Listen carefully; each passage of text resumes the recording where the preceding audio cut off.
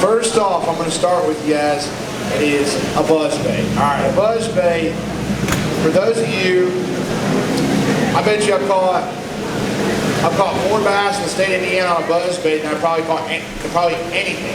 I mean, I throw a buzzbait a lot. And the folks at Accent, a good friend of mine, about 4 years ago, I told them, I said, look guys, there's not a good buzzbait out there on the market that's tweaked, that's ready to go right out of the package. You know, and it's important. You know, the sound of a buzzbait is really what tends to attract those fish. It's that choop, choop, choop, choop, choop, choop, choop. You want to have that sound of that buzzbait that really attracts them. I think it depends on what you have on the business end of it as well.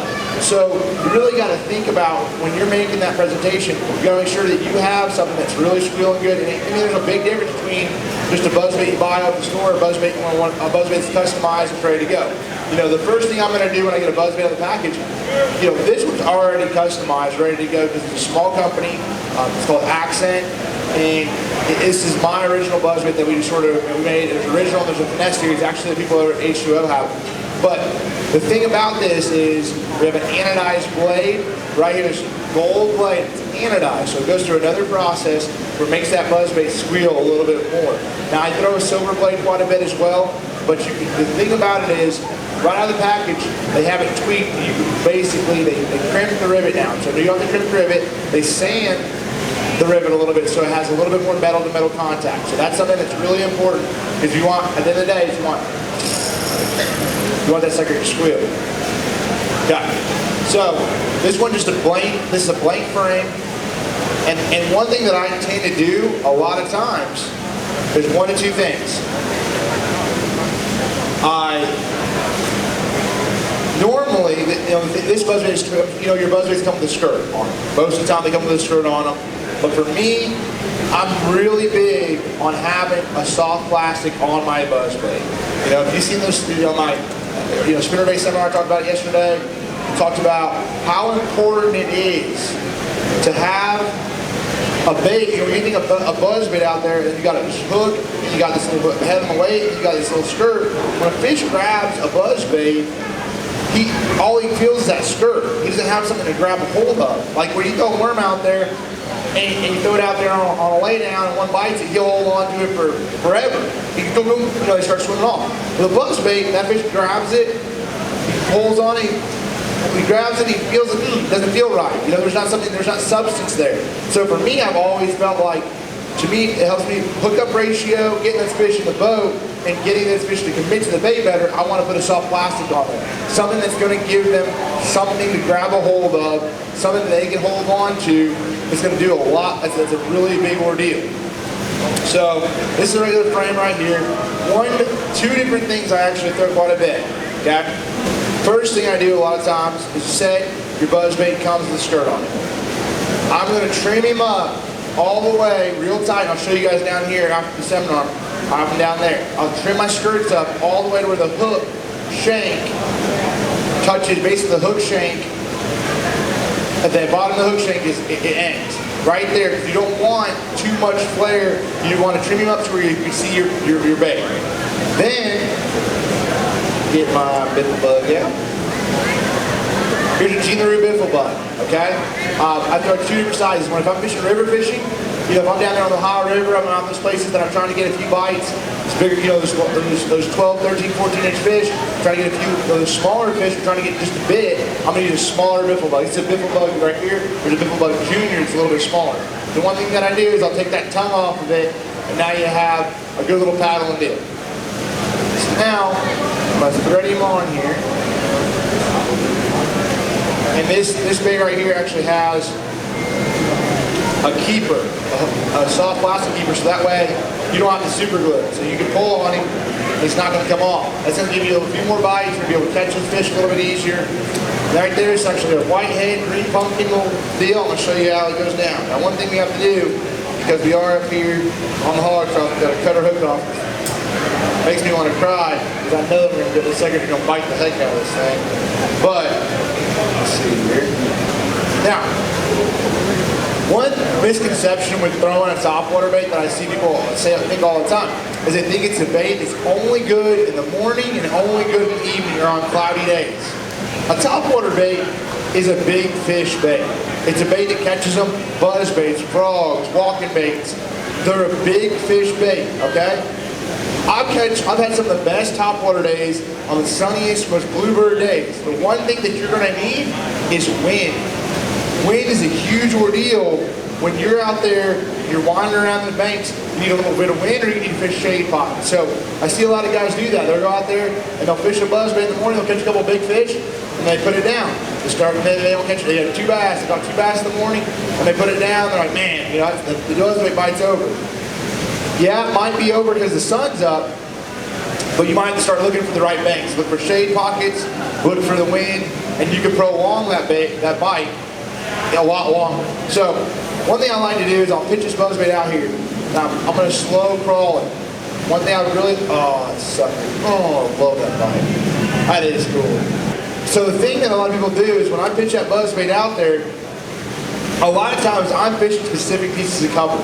A lot of times, you know, there's times where I'm going to go ahead and cast him down the bank, start whining him, you know, and then there's times that when I get to a piece of cover that looks right, I'm going to pitch him out there. There's enough weight on this bait, I'm going to pitch him out there like I'm pitching a jig, and I'm going to crawl him.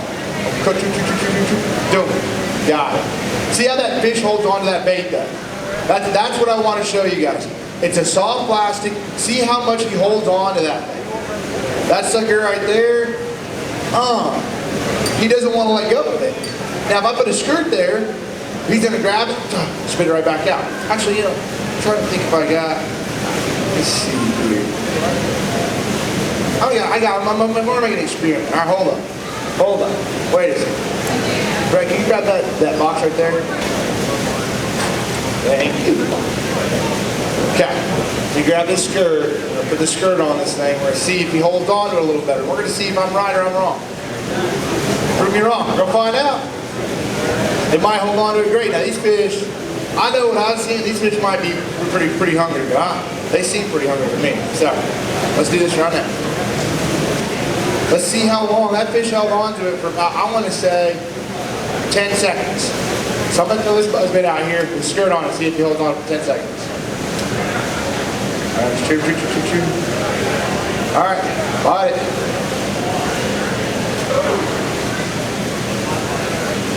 Whoa, he didn't even bite it. Whoa, hold up, we're gonna try it again. See if we get one. So far, every cast we made with that summer gun.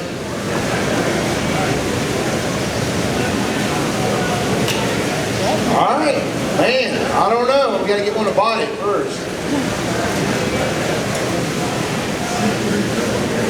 I'm gonna hop it down and wind it real slow, see if they bite it like this. Well, how about that? Huh? All right, now you guys know right there. You see it right there firsthand why I throw soft plastic on my buzzbait. That fish wouldn't even get it, right? Now I'm gonna put this little skirt on here. I'll show you. Let's just throw this is for giggles. Let's go ahead and throw this skirt on here. Got the skirt and this. Now this is the way I actually throw it a lot of times. I'll throw that regular biffle bug by himself, and then I'll throw the regular biffle bug by himself, and then I'll throw a biffle bug junior on the back of the skirt. That's my 2-pronged approach, okay? I also throw toad. I got some toads up here. I'll throw them over the head. So I have like really 3 different things. You can throw a toad, you can throw, there's a lot of different toads out there. You can throw the biffle bug itself, and then you can throw a biffle bug with a biffle bug junior. That's sort of how, if you want a little bit more flair, because you got a little bit more, you know, you got a little more contrast with the skirt and a different color bug. Okay, so I'm gonna put this thing back out there. Let's see the body. I'll find out. Let's see the body. Well, oh, wait a second now. He don't want to let go. You guys know now. Y'all gotta be quiet about this one. You guys gotta be quiet. Listen, I'm telling y'all seen it firsthand. I ain't gotta mess. You know I'm telling. Hey, I'm absolutely 110% showing you guys how they bite. They bite that sucker for a reason. They have something to hold on to. He held on to it. Why? Because it felt real. Because it feels right. So think about that. I do the exact same thing with a spinnerbait. I always throw a trailer on him because he consistently has a little bit of he has a bite. You bite something, I'll either throw like a crawl, I'll throw a little bit bug junior on him, I'll throw a little swim bait, something that gives it a little substance, and when they bite it, they can inhale it and they can hold on to it. The one thing that I do, I will talk a little bit about, is when I'm throwing a buzzbait, people ask line setup. What are you going to throw? For me, if I'm fishing on big flats, I will throw, actually, believe it or not, I throw fluorocarbon on my buzzbait. This is the only reason why. Fluorocarbon, for the most part, stretches a little bit less than monofilament. And when you're throwing a buzzbait, you have one like this one, like right here, the Accent Original, that this blade is so big, and you put a trailer on it, it's going to make it rise. So I have a little bit more of a direct connect. I personally don't like throwing buzzbait with braid. People ask me all the time, why do you throw it with braid? Why not braid? Because the one thing about braid is, when you throw it out there, it's a direct connect. He bites it, boom, boom, boom, boom, boom, boom, one bites it. And if you're new to bass fishing, it's so hard not to jerk. You want to set the hook. You're just like, oh, no, oh, God. How many times have you done that? Where you set the hook and you're like, gosh darn it, I know I shouldn't have set the hook like that. I know it, but you do. It's just a reaction. I still have done it. I still have wound that buzzbait down through there. It's going bloop, bloop, bloop, bloop, bloop, bloop, bloop, bloop, boom, boom. And I'm like, oh. I've done it. But I've trained myself over the years, and it takes some time. When you throw that thing out there and you wind, you bloop, bloop, bloop, bloop, bloop, boom. 1, 2, pull, crack it. You ain't got to set the hook. Like, look, it's straight hook. There's no weed guard on this ain't the jig. It's straight hook. When he bites that thing, you see what that fish did right there. He ain't more than likely, if he's eating it, he's holding on to it, especially with that biffle bug on it. So that right there, trim you up a little bit, throw you a little biffle bug junior, biffle bug. I mean, a toad works as well. Now, the other thing I'm going to show you guys right here, because I'm going to actually make it. I made this buzzbait so I could modify it and do a lot of different things. If there wasn't a buzzbait, there's a lot of buzzbaits out there that have a good skirt on them, but there's not very many that have, right out of the package, have a good blade. And that was my biggest thing with working with Accent on this. The other thing that I made it for was a toad. A big thing a lot of guys have done, actually in the works, making my own toad for this buzzbait with Gene LaRue. But in the last 5 years, I've used a horny toad a lot more than most. In horny toad, you've seen that. If you guys watch me on Bass Live, you've watched me on Major League Fishing, I throw this buzzbait. This is the buzzbait that I'm catching all the bass on. Like, you see me, this is the buzzbait. I don't throw, I'm not sitting here telling you, hey, I'm not throwing this, this is him.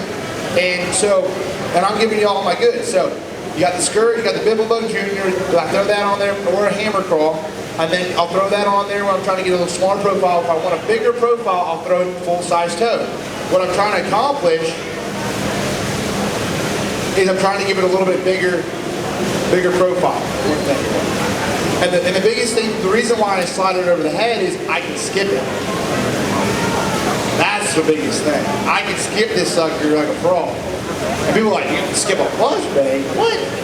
The buzzbait? You don't skip a buzzbait. I get, listen, it's definitely won me a lot of money in the last 5 years probably doing this thing right here. This one's trimmed up actually a little bit. We're going to throw them out there. But the reason for it is I can skip that thing on the water so well. I think it does track right. There we go. And the thing about it is, like, the reason when I throw trailers, I don't normally throw. I usually don't throw. If I'm going to throw a trailer on a buzzbait, I don't throw things that don't have 2 arms. So like toads, hammer crawl, biffle bug, they all have 2 arms. They all have the equal amount of resistance on each side of the bait. If you throw a swim weight on a buzzbait, it's going to want to turn. It's going to want to turn on its side. And the reason why a buzzbait's such a good bait, and you get a lot of bites on it, and you catch a lot of fish on it.